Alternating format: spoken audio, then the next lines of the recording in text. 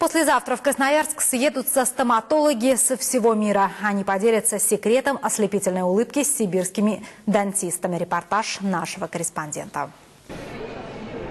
Сибирский стоматологический форум соберет около 100 компаний, несколько тысяч специалистов России и зарубежья. Ведущие производители стоматологического оборудования и материалов представят свои новинки в Красноярске.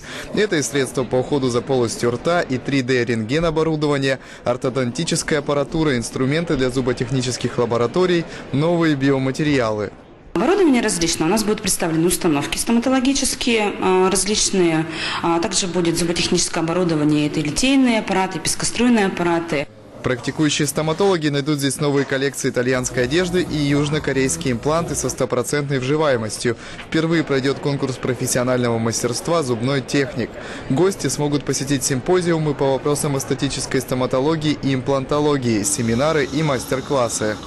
Для врачей, для профессионалов это прежде всего возможность получить новые технологии, то есть технологии, которыми мы лечим вас, наших пациентов.